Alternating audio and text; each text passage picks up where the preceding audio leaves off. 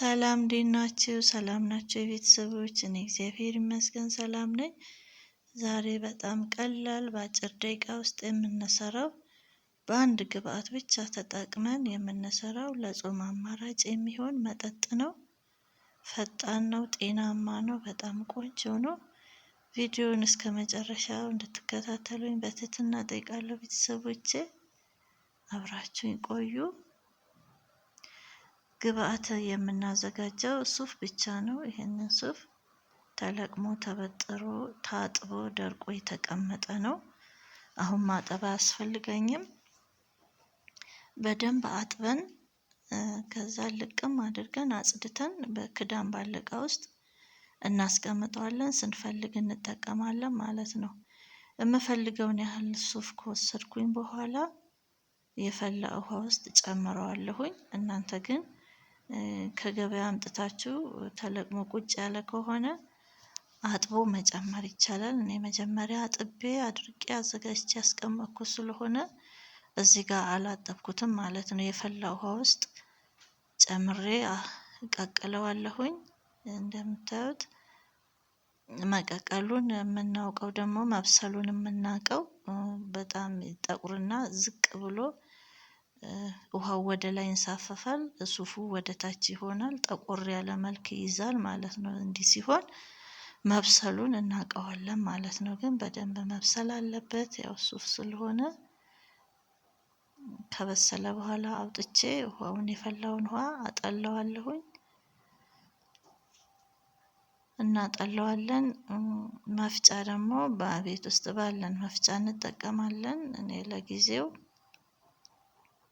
እርጥብ ነገሮችን መፈጭበት ስለሌለኝ ውጭ አውጥቼ በንጹህ በእንጨት ሙቀጫ በደንብ አድርጌ ወቅጬው መለሳለሁኝ። ለመጠጥ ስለሆነ የማዘጋጀው የጤና አዳም ፍሬ አድርጌበታለሁኝ። ፍሬው ከሌላችሁ ቅጠሉን ግዴታ ለጣዕም ቆንጆ ያደርግልናል። ጣዕሙን በጣም ያጣፍጠዋል።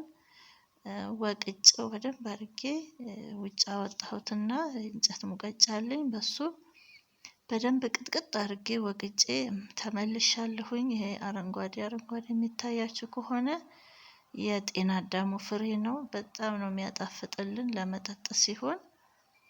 የመጠጥ ሱፍም ሆነ ኑግን ስንጠቀም ጤና አዳም ፍሬው ያጣፍጥልናል ማለት ነው።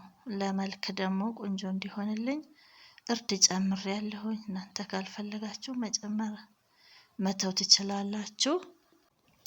እርዱ ግዴታ አይደለም፣ ግን ከጤናማ አኳያ እርድ ቆንጆ ስለሆነ በሻይ መልክም ስለሚጠጣ እዚህ ጋር ደግሞ ለሱፉ በጣም ነጭ እንዳይሆንብን ለዘብ ያለ መልክ እንዲኖረው እርዱን ጨምሬዋለሁ። መልኩንም ያሳምርልናል። እንደገና ደግሞ ለጤናም ቆንጆ ነው። እዚህ ጋር ስንበጠብጠው ሱፉን የተወቀጠውን ሱፍ ስንበጠብጠው ወፈር ያለ መሆን አለበት። በጣም ወፍራም መሆን አለበት። የመጠጥ ስለሆነ ውሃውን ማብዛት የለብንም። እንደ ሱፉ መጠን ውሃውንም መጥነን መጨመር አለብን። በደንብ አድርጌ በጠብጠዋለሁኝ። በጣም ወፍራም ነው።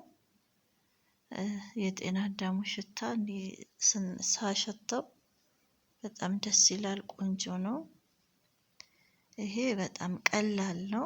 በትንሽ ጊዜ ውስጥ የሚደርስልን ወተትን የሚተካ በዚህ መልኩ በጾም ሰዓት የምንጠቀመው የሱፍ መጠጥ ነው። መልኩ እንደምታዩት ቆንጆ ሆኗል። የሚያምር መልክ አምጥቶልኛል። በወፍራሙ ነው የምበጠብጠው። ማጥለያ ጠቅጣቃ ማጥለያ የጁስ ማጥለያ ካለን እንደዚህ ቆንጆ ነው። ማሳልፍ ማጥለያ መሆን አለበት።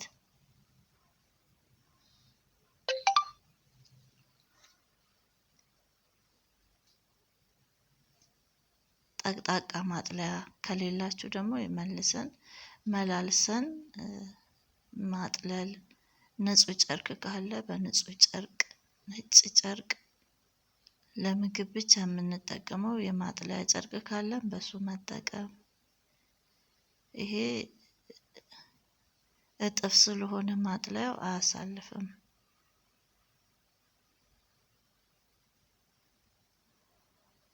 የሚታያችሁ ከስር ቢጫ ቢጫ የሚመስለው ዘይት ነው። ዘይቱ የሱፉ ቅባቱ ተንጣለለ። ለጾም ጊዜ አማራጭ የሚሆነን አንጀታችንን ራስ የሚያደርግልን ቆንጆ መጠጥ ነው።